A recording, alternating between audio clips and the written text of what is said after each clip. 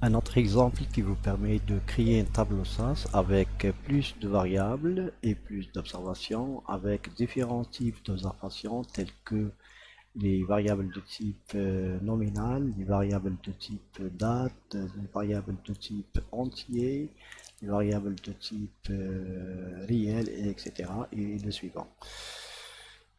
Donc, pour cet exemple-là, nous allons créer un tableau SAS qui sera nommé exemple 001 et elle aura comme variable nom dollar.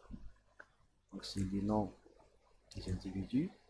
Et le dollar, il indique que ces variables-là sont de type chaîne de caractères, suivi par la date de naissance de chaque individu.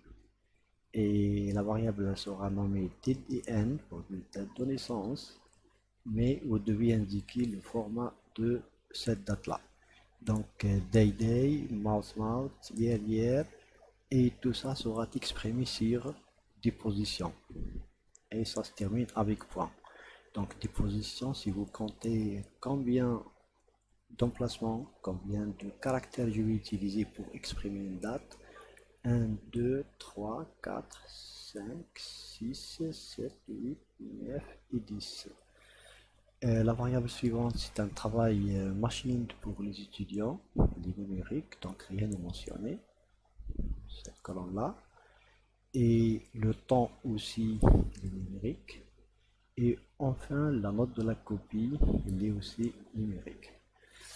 Donc, input, les différentes variables, séparées avec les espaces, à la fin, point virgule. Et puis, pour lister les individus, card ou data lines, nous avons 4 individus.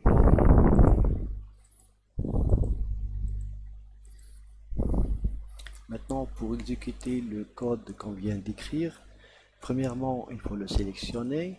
Et puis, à partir de la barre de menu, vous avez Run. Vous pouvez cliquer sur Submit ou cliquer directement sur l'icône du bonhomme qui se trouve dans la barre d'outils ou tout simplement à partir du clavier vous pouvez appuyer directement sur F3. Bien sûr, il faut sélectionner le code à exécuter. Il est intéressant aussi de signaler que le langage SAS est un langage interprété, c'est-à-dire que vous pouvez exécuter chaque partie du code qui est indépendante des autres. Donc il suffit juste de sélectionner ce que vous voulez exécuter et déclencher la procédure d'exécution avec ces trois modalités.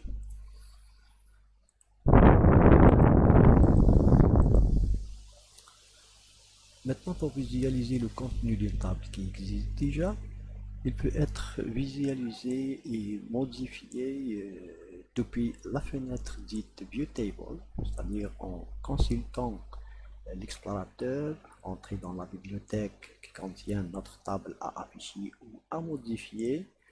Mais pour pouvoir modifier, vous devez cliquer sur Édition et activer le mode Édition. Après avoir exécuté ce modifié, etc., il est à noter que vous n'aurez pas la possibilité d'exécuter ni l'étape data ni l'étape proc pour une table qui existe déjà. Donc remarquez dans l'exemple que nous avons ici, la table nommée exemple 1 qui se trouve dans la bibliothèque Work, elle est ouverte. Elle est ouverte avec la fenêtre View Table. Et si je veux maintenant exécuter ce code-là, qui va utiliser la même table, vous aurez un message d'erreur qui indique que votre table est accès sortie avec contrôle.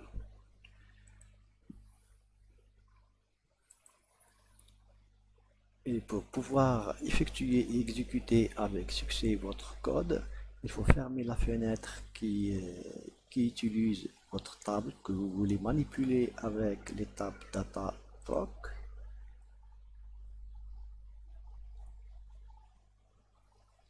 Il est aussi à noter que vous pouvez visualiser une table SAS avec la procédure d'impression ProcPrint que nous avons vu dans le premier exemple.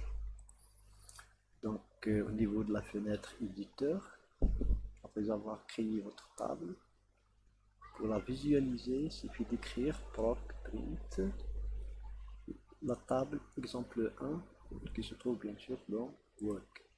En exécutant, voilà au niveau de la sortie que vous aurez votre table.